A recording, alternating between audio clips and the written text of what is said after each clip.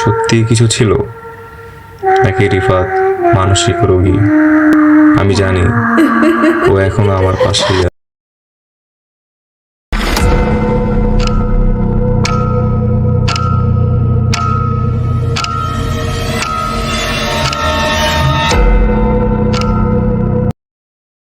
আসসালামু আলাইকুম সুপ্রিয় দর্শক শ্রোতা, আজ আপনাদের সামনে উপস্থিত হয়েছি নতুন একটি গল্প নিয়ে।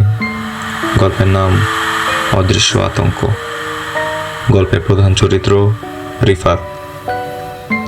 রিফাত একেবারে সাধারণ একটি ছেলে, বিশ্ববিদ্যালয়ে পড়াশোনা করে, স্বপ্ন দেখে বড় হওয়ার। কিন্তু একটা সময়ের পর তার জীবনটা ধীরে ধীরে দুঃস্বপ্নে বদলে যেতে লাগলো। সব শুরু হলো এক রাতে, যখন সে ঘরে একা ছিল। হঠাৎ করে বাতিটা কাঁপতে লাগলো, জানালার পর্দা বাতাস ছাড়াই দুলছিল। সে ভয় পেয়ে দরজার দিকে দৌড় দিল, কিন্তু দরজাটা নিচ থেকেই বন্ধ হয়ে গেল। পেছন থেকে কেউ ফিস ফিস করে বলল, তুই আমাকে দেখতে পারিস না, কিন্তু আমি তোকে সবসময় দেখছি। রিফাত আতঙ্কে পুরো ঘর কেঁপে উঠতে দেখল। এরপর থেকে ওর জীবন বদলে গেল। রাস্তায় হাঁটতে গেলে মনে হতো কেউ পেছন থেকে ওকে অনুসরণ করছে, কেউ তাকে ডাকছে।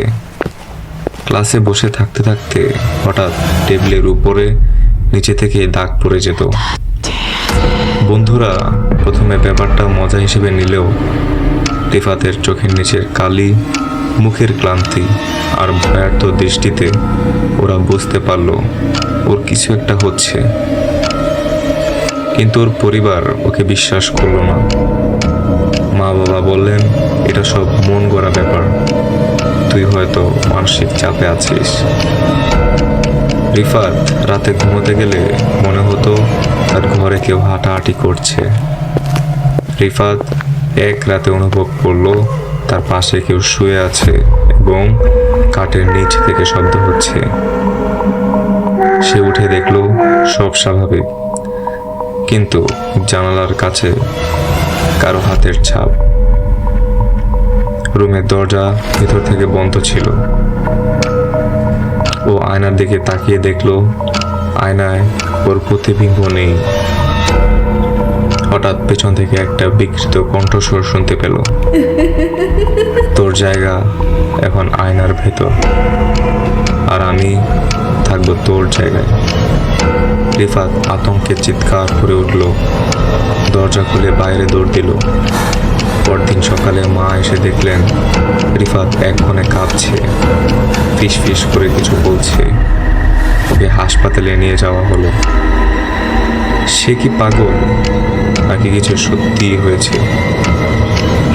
ডাক্তাররা বললেন ওর মানসিক সমস্যা হয়েছে। রিফাত বারবার বলছিল, আমি পাগল না, আমি সত্যিই কিছু দেখেছি। কিন্তু কেউ বিশ্বাস করলো না। তবে একদিন হাসপাতালে সিসিটিভি ফুটেজে দেখা গেল রিফাত ঘরে একা বসে আছে, অথচ পেছনের চেয়ারটা নিচ থেকেই পড়ে গেল। জানালার কাছে এক অদ্ভুত আকৃতি দেখা গেল, যেন কেউ বাইরে থেকে তাকিয়ে আছে। ডাক্তাররা বারবার ফুটেজ দেখলেন, কিন্তু কেউ ব্যাখ্যা করতে পারল না। তাহলে কি সত্যিই কিছু ছিল, নাকি রিফাত মানসিক রোগী? এই প্রশ্নের উত্তর কেউ খুঁজে পেল না।